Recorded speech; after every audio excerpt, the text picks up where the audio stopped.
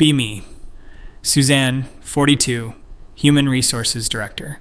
Sitting in my office at 2 a.m., staring at old performance reviews I wrote, hands literally shaking as I read my own words from 5 years ago. Employee shows concerning patterns of mansplaining and microaggressions toward female colleagues. I wrote that about Marcus, a junior developer who literally just asked clarifying questions during meetings. Destroyed his career trajectory with one bullshit performance review.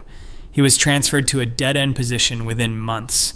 What the actual fuck was wrong with me? Flashback to 2019, me, sitting in this same office. Marcus needs to understand that his communication style is problematic, I told his manager Sarah. He constantly interrupts women and talks over them in meetings. Except he didn't. I watched the meeting recordings tonight. He waited for people to finish, asked thoughtful questions, never once interrupted anyone. But I had already decided he was guilty of existing while male in my department.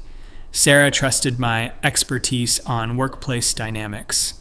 Marcus got written up for creating an uncomfortable environment for female employees. There were no complaints from female employees. I made that shit up entirely.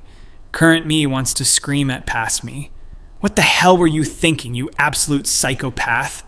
You ruined an innocent person's life because it made you feel important.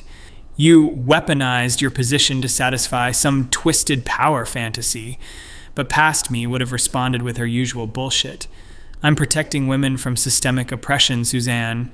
Sometimes you have to break a few eggs to make an omelet. Marcus represents everything wrong with male privilege in tech. God, I actually said that last one out loud to my assistant Jennifer. Thinking about David now, software engineer from 2020, brilliant guy, actually mentored female junior developers on his own time, but he made the fatal mistake of disagreeing with me during a diversity training session. I think we should focus on qualifications rather than demographics when hiring, he said. Perfectly reasonable statement, delivered respectfully. But past me heard it as a direct attack on everything I stood for.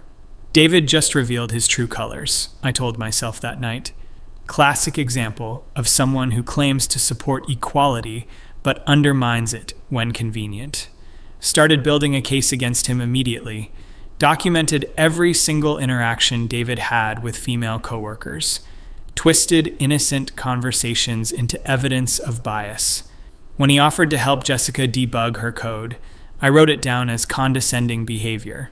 When he suggested a different approach during a team meeting, I labeled it dismissive of women's ideas. Jessica literally thanked him for the help. The team meeting idea was objectively better than what they were doing. Didn't matter to me, I was on a fucking crusade. Spent 3 months building my case against David. He's exhibiting patterns of subtle discrimination, I told his director Kevin.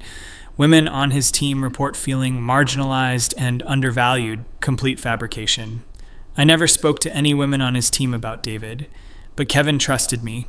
I was the human resources director with specialized training in unconscious bias. David got transferred to a different team with a lower profile project. His promotion got delayed indefinitely. He eventually left the company for a position 2 levels below where he should have been.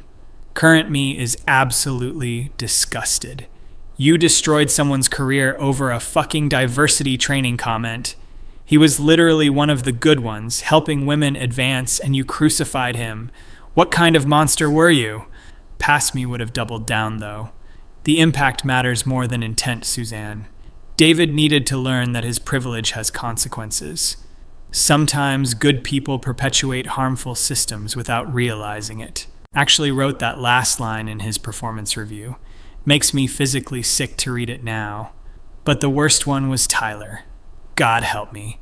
Fresh graduate, 23 years old, excited about his first real job. Worked in our marketing automation department. Kid was eager, asked lots of questions, stayed late to learn new systems. Reminded me of myself when I started in human resources 15 years ago. Except Tyler had the audacity to be a straight white male. In my twisted worldview, that made him automatically guilty of something. Tyler made the mistake of being friendly with Rachel, the marketing coordinator. They'd grab coffee together, chat about work projects, typical office friendship. But I decided it was inappropriate. Tyler seems to be forming exclusionary relationships with female colleagues, I noted in my files. His behavior suggests he views women as potential romantic interests rather than professional equals. Rachel was fucking engaged to her longtime boyfriend. Tyler was gay, not that it should have mattered, but I didn't bother learning basic facts about people before destroying them. Started monitoring Tyler's interactions obsessively.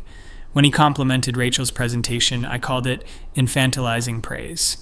When he disagreed with her timeline estimate, I labeled it undermining female authority. When he brought donuts for the team, I wrote performative gestures to mask underlying bias. Everything this kid did got twisted into evidence of sexism. I was literally manufacturing discrimination cases out of thin air. The breaking point came during the holiday party planning committee. Tyler suggested having the party at a local brewery instead of the usual hotel conference room. It would be more relaxed and fun, he said. Rachel agreed, thought it was a great idea, but I saw it as Tyler pushing an agenda that excluded women. He's trying to create a boys' club atmosphere, I told myself. Alcohol-focused venues make women uncomfortable and give men more social power. Started typing up a formal complaint that same night. Tyler's suggestion demonstrates a fundamental lack of awareness about inclusive environments, I wrote. His preference for alcohol-centric venues suggests prioritization of male-coded social activities. This pattern indicates deeper issues with respect for diverse colleague needs. Sent it to his manager, Bruce, with a recommendation for immediate corrective action. Tyler got called into Bruce's office the next day, got lectured about sensitivity and inclusion for an hour. Kid walked out looking like someone had kicked his puppy. Tyler started walking on eggshells after that, stopped participating in team discussions, declined invitations to group lunches, worked with his head down, no more friendly conversations. I told myself it was progress. He's finally learning to check his privilege, past me thought. Sometimes people need a wake-up call to examine their behavior. But, really, I had just terrorized an innocent young man into social isolation. Kid was probably developing anxiety about every workplace interaction. Final straw came 6 months later. Tyler was up for his first performance review and potential promotion. He'd done excellent work, exceeded all his metrics, got glowing feedback from clients, but I made sure his review included a note about interpersonal development needs.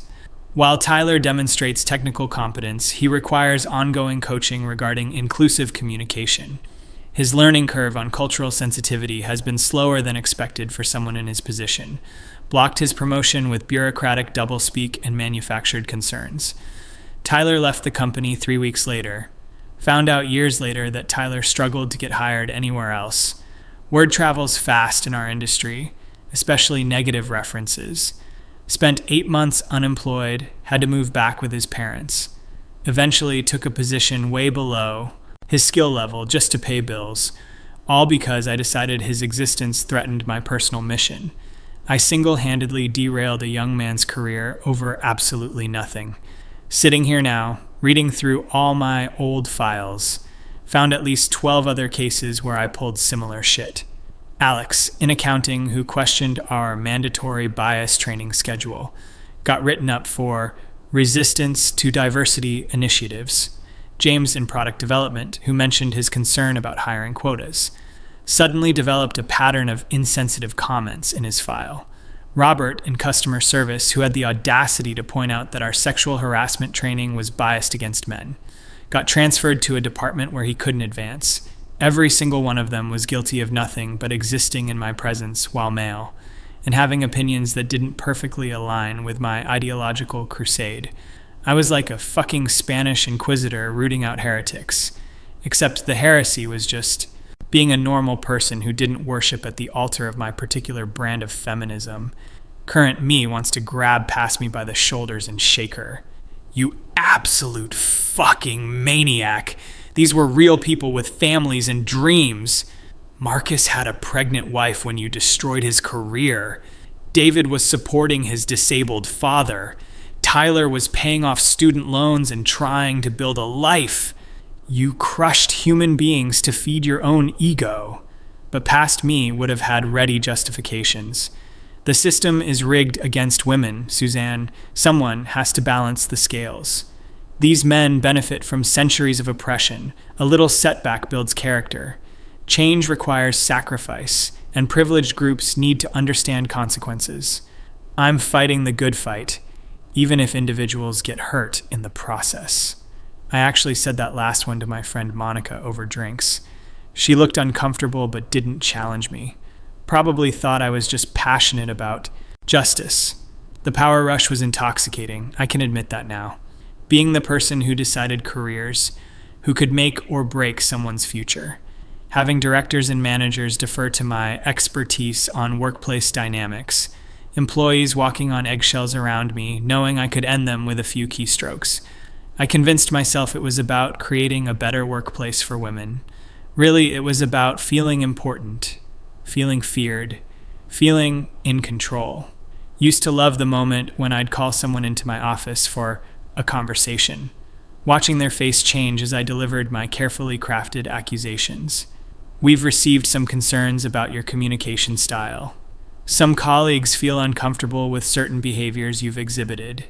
This isn't disciplinary, but we want to address these issues before they escalate.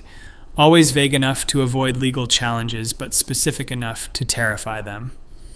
Watched grown men stumble over themselves, apologizing for crimes they hadn't committed. The women in the office started treating me like some kind of feminist superhero. Suzanne really advocates for us, they'd say. She's not afraid to call out problematic behavior. Finally, someone who understands what we deal with. They had no idea I was manufacturing most of the problems I claim to solve. Creating hostile work environments and then positioning myself as the savior. Like an arsonist who wants praise for putting out fires. Kept detailed files on every male employee looking for patterns that didn't exist. March 15th. Interrupted Maria during stand-up meeting. Lasted 3 seconds.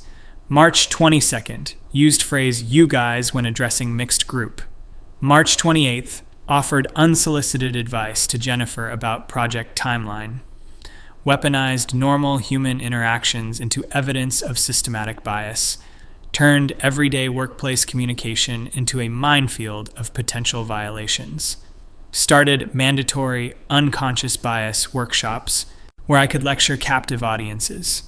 Microaggressions may seem harmless, but they create cumulative psychological damage.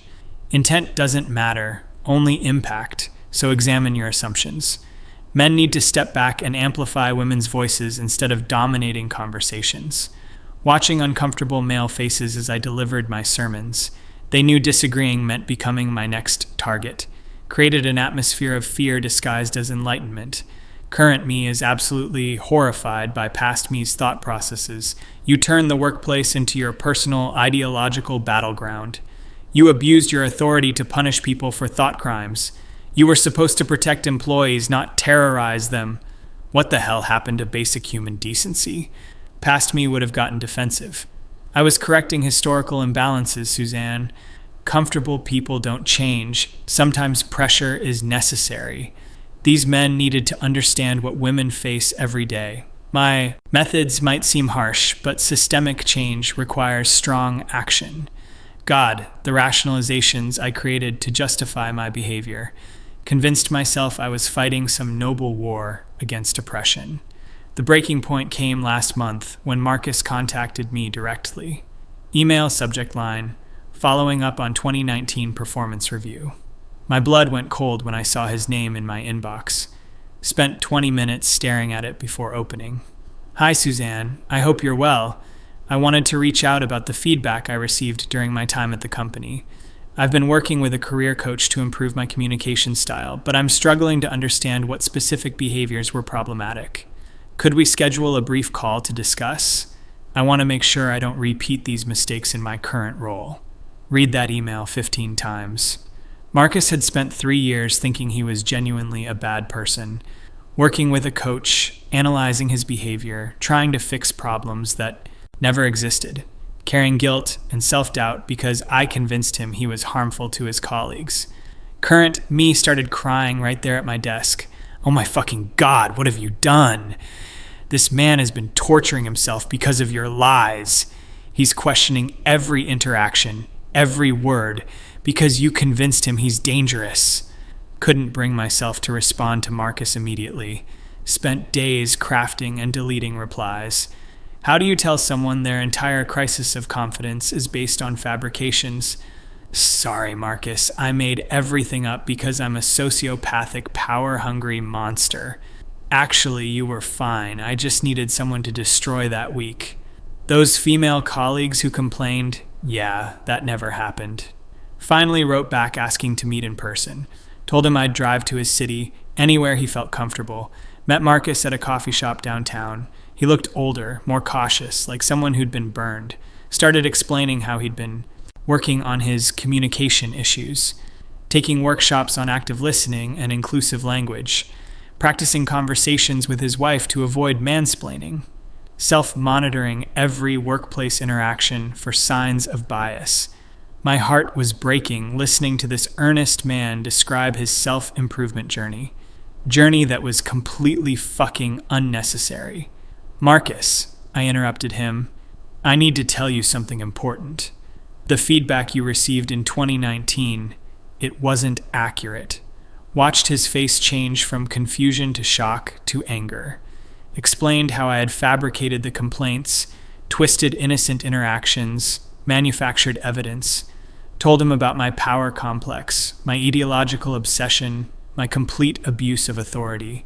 He sat there speechless for probably 5 minutes, then asked the question I was dreading. Why? Because I felt powerful, I admitted. Because I could, and it made me feel important and righteous. Because I convinced myself that hurting individual men was justified to advance women collectively. Because I was a fucking monster who got off on controlling people's lives. Marcus stared at me like I was speaking a foreign language. You destroyed my confidence for 3 years because it felt good. I questioned everything about myself, my marriage, my relationships with female friends. I thought I was this terrible person who made women uncomfortable just by existing. Watching Marcus process this information was devastating. Saw him cycle through disbelief, rage, grief, and back to rage. Do you have any idea what you put me through? He asked, voice shaking, hands clenched into fists. The therapy sessions, the self-doubt, the constant anxiety about saying the wrong thing.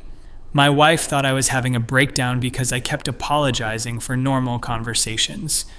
Current me wanted to crawl under the table and disappear. Past me had created lasting psychological damage over absolutely nothing. Told Marcus about the others, David, Tyler, Alex, James, Robert.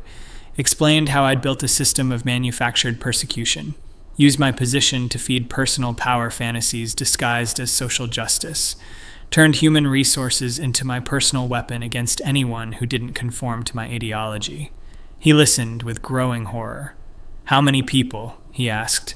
How many lives did you fuck up for your entertainment? Couldn't give him an exact number, but it was dozens over 5 years. Current me arguing with past me all the way home. You're a fucking sociopath. Normal people don't destroy innocents for fun. Those weren't privileged oppressors. They were just regular working people. You had every advantage, education, position, authority, and used it to hurt people. What kind of twisted feminist destroys men who actually respect women? Past me would have kept defending herself. The patriarchy doesn't dismantle itself, Suzanne. Sometimes you have to take action. Those men needed to understand their privilege and learn from consequences. Individual discomfort is less important than systemic change. I was fighting for every woman who's been silenced or marginalized. Someone has to hold men accountable for centuries of oppression. The mental gymnastics I performed to justify psychological abuse were Olympic level. Spent the next week reaching out to everyone I could find. David now works at a startup making 60% of what he should be earning. Tyler eventually found success, but it took years to rebuild his confidence.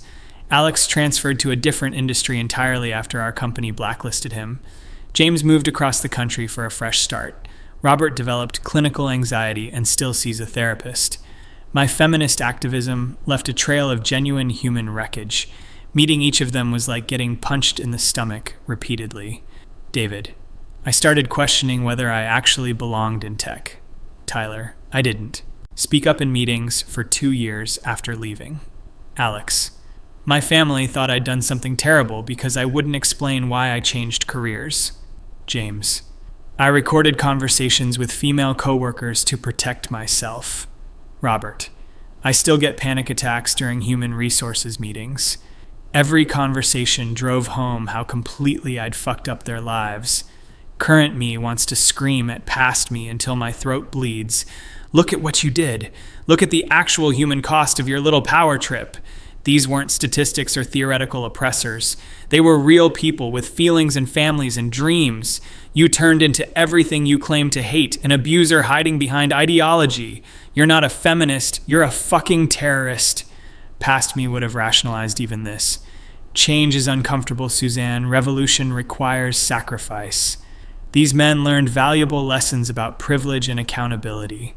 Their temporary discomfort helped create space for women to thrive.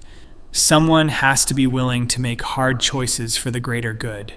I was fighting systemic oppression, the only way the system understands. Amazing how I convinced myself that sadistic cruelty was actually noble activism. Spent months trying to make amends, writing recommendation letters, making phone calls, contacted former managers to explain the truth about fabricated reviews, paid for Tyler's therapy sessions for 6 months, helped Marcus negotiate a better position with his current employer, donated to organizations that actually help people instead of destroying them, knowing that nothing I do can fully repair the damage I caused. Can't give someone back 3 years of self-doubt and anxiety. The worst part is realizing how completely unnecessary it all was. The women at our company were doing fine without my protection. They were capable, successful, respected professionals who didn't need me to manufacture persecution. My crusade solved problems that didn't exist and created real trauma in the process. Turned allies into enemies and gave actual sexists ammunition to dismiss legitimate concerns. Set back genuine progress by making feminism look like vengeful ideology. Current me is filled with rage at past me's self-righteousness. You thought you were so fucking enlightened and progressive. Really, you were just a petty tyrant drunk on your own authority. You turned civil rights principles into weapons for personal gratification. You're the reason people think feminism is about hating men. You damaged the very cause you claim to champion. Past me would have dismissed all criticism as internalized misogyny. You're letting the patriarchy convince you that fighting back is wrong, Suzanne. Tone policing is just another way to silence women's anger. The system taught you to value male comfort over female justice. You're having a crisis of confidence because change feels dangerous. Remember why you started fighting in the first place. The circular logic I used to avoid accountability was impenetrable. Took a leave of absence to figure out what the fuck was wrong with me. Spent 3 months in therapy trying to understand my motivations. Dr. Peterson helped me trace the path from legitimate concerns about workplace equity to manufacturing persecution to feed power fantasies. You became addicted to the feeling of control, she explained. The ideology provided justification, but the real driver was narcissistic supply. You created problems so you could position yourself as the solution. Realized I'd turned feminism into a personal religion with myself as the high priestess. Anyone who questioned my methods was automatically branded a heretic. Created elaborate theological justifications for increasingly extreme behavior. Convinced myself that pure motives excused any tactics. Became exactly the kind of authoritarian I claimed to oppose. Just wearing different colored flags while marching people to the wall. Current me debates with past me constantly now.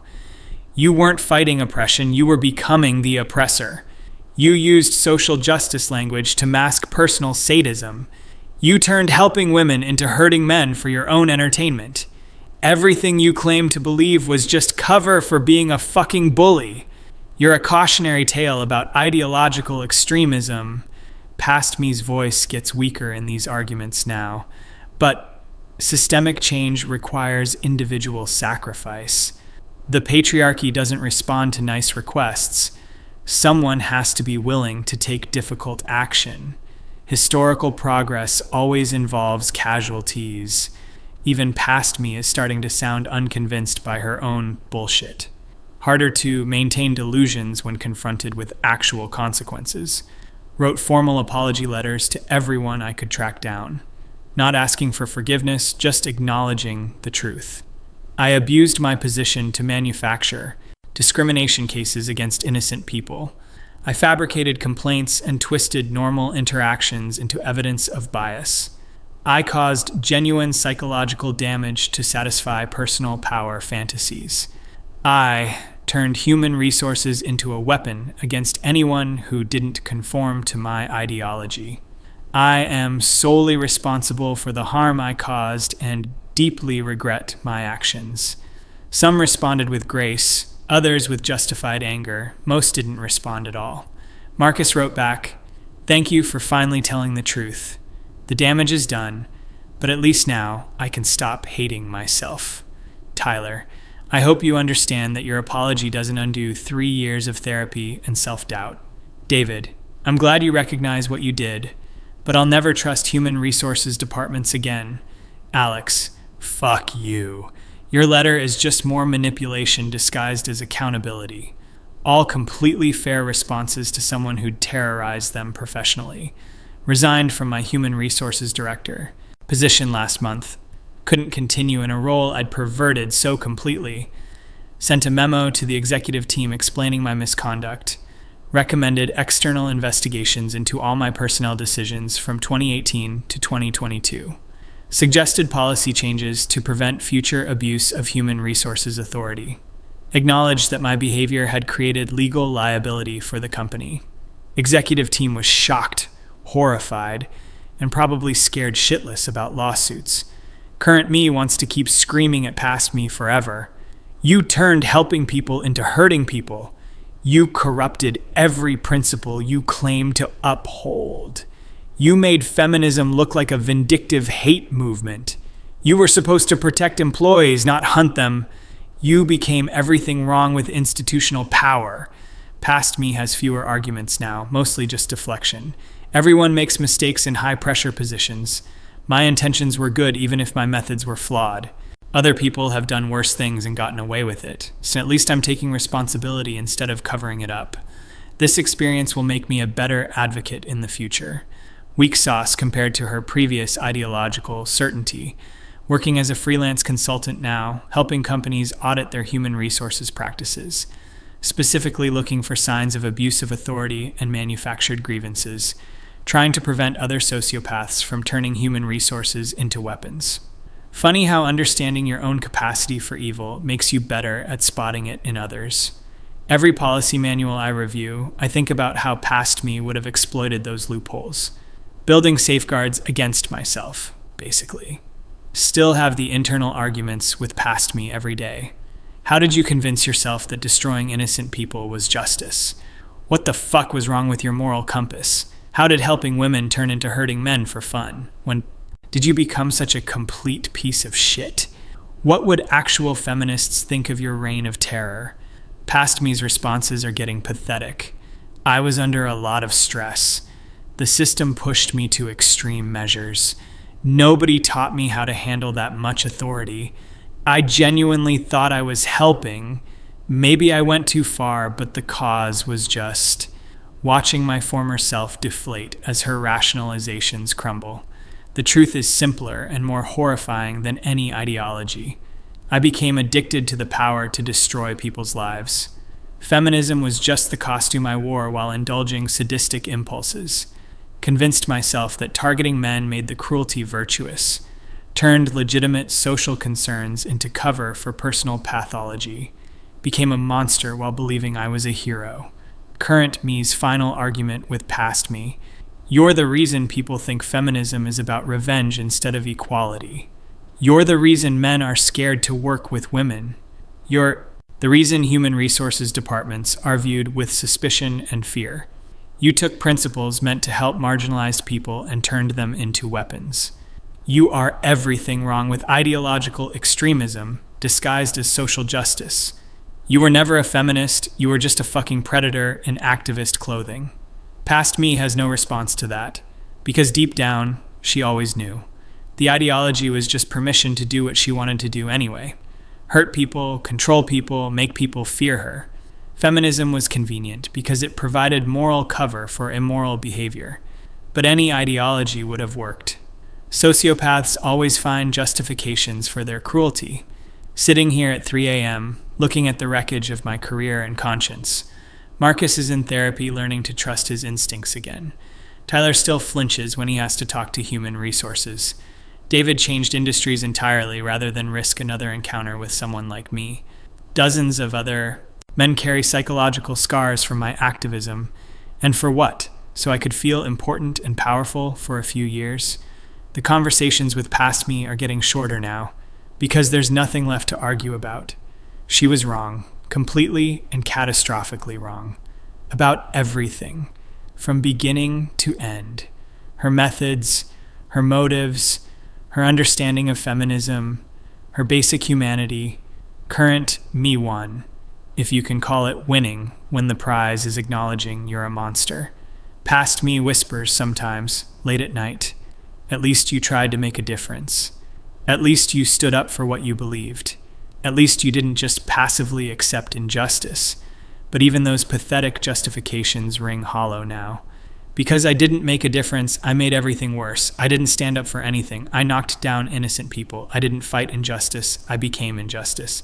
Current me's final statement to past me. You are the worst kind of person, someone who turns helping others into hurting others. You took the noble goal of workplace equality and perverted it into personal vengeance. You destroyed good people's lives because it made you feel powerful. You are a cautionary tale about what happens when ideology becomes excuse for cruelty. You are not a feminist, not an activist, not a hero. You are simply a bad human being. And the only thing you can do now is make sure nobody ever becomes like you were. Past me finally stays silent. Because she knows it's all true, every word of it. She was a monster wearing the mask of a social justice warrior, and no amount of rationalization can change that fact. The only justice now is ensuring she never comes back.